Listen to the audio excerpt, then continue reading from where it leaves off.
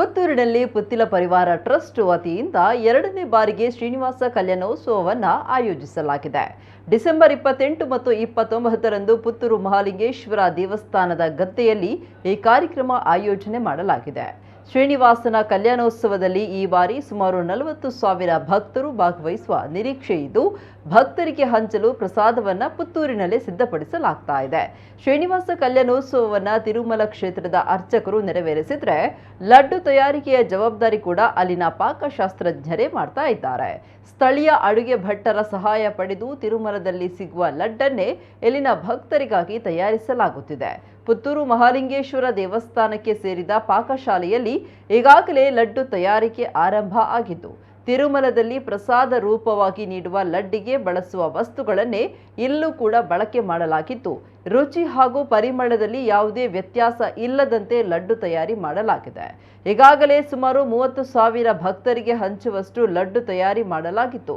ಶ್ರೀನಿವಾಸ ಕಲ್ಯಾಣೋತ್ಸವದಲ್ಲಿ ಲಡ್ಡು ಸೇವೆ ಮಾಡಿಸುವ ಭಕ್ತರಿಗೆ ಈ ಲಡ್ಡು ಪ್ರಸಾದ ಹಂಚಲಾಗುತ್ತಿದೆ.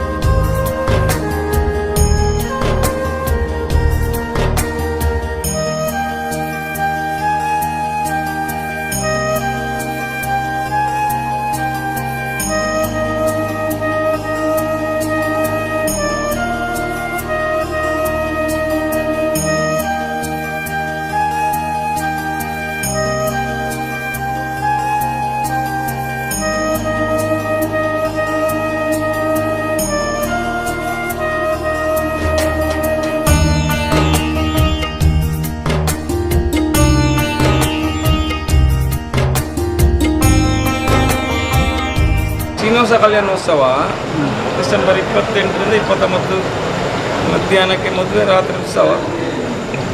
ಹಾಗೆ ಅದಕ್ಕೆ ಪ್ರಸಾದ ರೂಪದಲ್ಲಿ ವಿತರಿಸಲಿಕ್ಕೋಸ್ಕರ ಲಡ್ಡು ಪ್ರಸಾದ ತಿರುಪತಿಯಲ್ಲಿ ಯಾವ ರೀತಿ ಆಗ್ತದೆ ಅದೇ ರೀತಿ ಇಲ್ಲಿ ಪ್ರಯತ್ನಪಟ್ಟು ದೇವರ ಆಶೀರ್ವಾದವನ್ನು ಮಾಡ್ತಾ ಇದ್ದೇವೆ. 30,000 ಲಡ್ಡು ಪ್ರಸಾದ ಬೇಕು ಅಂತ ಹೇಳಿ ಈಗ ಬೇಡಿಕೆ ಉಂಟು. ಇನ್ನು 2 ದಿನ ಇದ್ದ ಕಾರಣ ಹೆಚ್ಚಿಗೆ ಆಗಲಿಕ್ಕೂ ಸಹ ಅದರ ತಯಾರಿಯಲ್ಲಿದ್ದೇವೆ. ಈಗಾಗಲೇ ತಿರುಪತಿಯಿಂದ ಬಂದಿರತಕ್ಕಂಥ ಪಾಕತಜ್ಞರು ಈಗಾಗಲೇ ಲಾಡು ಪ್ರಸಾದವನ್ನು ಮಾಡ್ತಾ ಇದ್ದಾರೆ. ಸುಮಾರು 30,000ಕ್ಕಿಂತಲೂ ಮಿಕ್ವಿ ಲಾಡು ಪ್ರಸಾದವನ್ನು ಈಗಾಗಲೇ ಮಾಡಿ ಇವತ್ತು ತಮ್ಮ ಕೆಲಸವನ್ನು ನಿರ್ವಹಿಸ್ತಾ ಇದ್ದಾರೆ.